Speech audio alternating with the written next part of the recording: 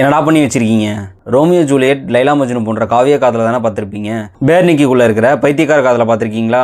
Young YouTuber கரி Baker ஒரு horror film ஷாட்னால அவருக்கு ஒரு அப்சஷன்ன்ற ஒரு ஃபீச்சர் ஃபிலிம் பண்ணுறதுக்கான வாய்ப்பு கிடைக்குது. 7 கோடி பட்ஜெட்டில் உருவான இந்த படம் வேர்ல்டு வைட் 3000 கோடி கலெக்ஷன் நெருங்கிட்டு இருக்குன்னு சொன்னால் உங்களால் நம்ப முடியுமா?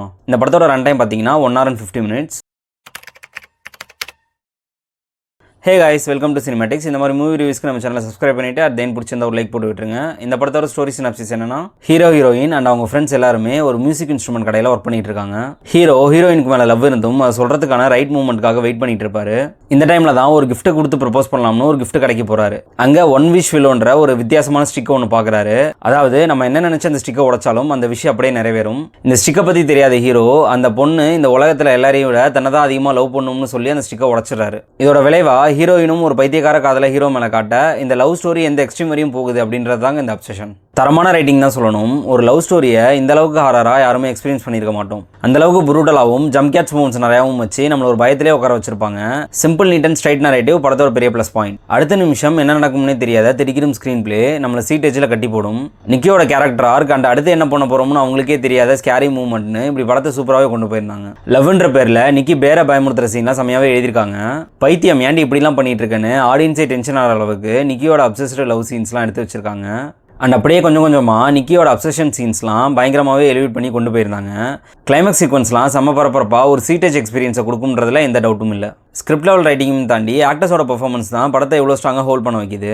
அந்த வகையில் நிக்கி ரோல் ப்ளே பண்ண இண்டே நவராட்டி ஒரு அவுட்ஸ்டாண்டிங் பெர்ஃபார்மன்ஸ் இந்த படத்தில் கொடுத்துருக்காங்க. தன்னை ஹர்ட் பண்ணிக்கிற சீன் ஆகட்டும், தன் லவ்வர்ட்ட கத்துற சீன் ஆகட்டும், ஓவர்வெல்மில் அழுறதாகட்டும், கன்ஃபியூஸ்டு ஸ்டேட்டில் மல்டி பர்சனாலிட்டி ஆக்டிங்கை வெளிப்படுத்துகிற இடமாகட்டும், இப்படி எல்லா இடங்களையும் தரமான ஆக்டிங்கை வெளிப்படுத்தியிருந்தாங்க. ஒருத்தவங்களோட ஆக்டிங் ஸ்கிலுக்கு தீனி போடும் வகையிலே இந்த நிக்கி கேரக்டர் அமைஞ்சிருக்கு. இதை புரிஞ்சுக்கிட்டு அந்த கேரக்டரை சூப்பராகவே ப்ளே பண்ணியிருந்தாங்க இண்டே நவராட். அடுத்து பியர் கேரக்டர் ப்ளே பண்ண மைக்கேல் ஜான்ஸ்டன் நிக்கியை பார்த்து பயப்படுற சீன்லாம் செம நேச்சுரலாகவே பண்ணியிருந்தாரு. தென் அண்ணியை நம்பி மாதிரி லவ்வை சொல்லவும் முடியாமல் சொல்லாமல் இருக்கவும் முடியாமல் அப்படின்ற மூமெண்ட்லாம் பயங்கரமாகவே ஸ்டார்டிங்கில் எக்ஸ்பிரஸ் பண்ணியிருந்தாரு. தென் கிளைமேக்ஸில் ஒரு சின்ன டிரான்ஸ்ஃபர்மேஷன் ஆடியன்ஸுக்கு புரியும் வகையில் பயங்கரமாகவே டிஃப்ரென்ஷியேட் பண்ணி காமிச்சிருந்தாரு. மற்றபடி சப்போர்ட்டிங் ஆக்டர்ஸ் எல்லாருமே அவங்களோட ரோலை பர்ஃபெக்டாகவே பண்ணியிருந்தாங்க. மியூசிக் படத்துக்கு ஒரு பெரிய எலிவேஷனாக அமைஞ்சிருக்கு. சாதா சீன்ஸை ஹாரர் சீனாக மாற்றுறதே மியூசிக் எஃபெக்ட்னால தாங்க. அண்ட் நம்மளை தூக்கி வாரி போடுற அளவுக்கு 1-2 இடங்களில் பீக் லெவல்லே மியூசிக் போட்டிருக்காங்க. இந்த படத்தோட குறைகள்னு பார்த்தீங்கன்னா, கதைக்குள்ளே போகிறதுக்காக ஃபஸ்ட்டு ½ hour எடுத்திருக்காங்க.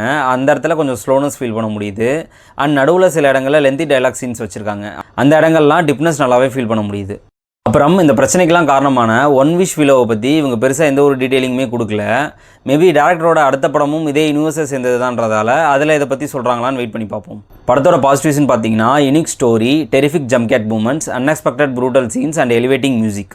நெகட்டிவ்ஸ்னு பார்த்தீங்கன்னா, slowness in start of the movie and some lengthy dialogue scenes. ஓவராலாக ஒரு டிஃப்ரெண்ட்டான சைக்காலஜிக்கல் ஹாரர் த்ரில்லரை தேட்டரில் போய் எக்ஸ்பீரியன்ஸ் பண்ணி பார்க்க வேண்டிய படம் தாங்க இது. R-rated படம்ன்றதுனால சில கொடூரமான சீன்ஸ்லாம் நிறையவே இருக்குது. இந்தியன் சென்சார் போர்டு கட் பண்ணாலுமே சில காட்சிகள்லாம் முகம் சுழிக்கும் வகையிலே தான் இருக்குது. So don't miss out the psychotic obsession. Cinematics rating for this movie 7.5 out of 10. Thank you guys.